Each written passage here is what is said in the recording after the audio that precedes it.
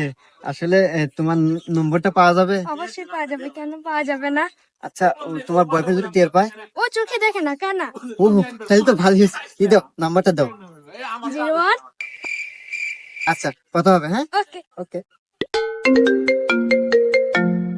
Hello.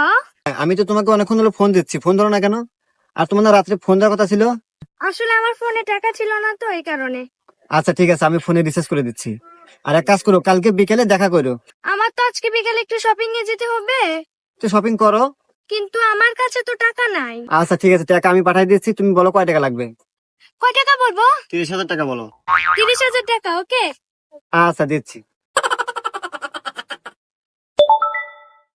ও টাকা পাঠাইছে। ওকে বল করে দাও।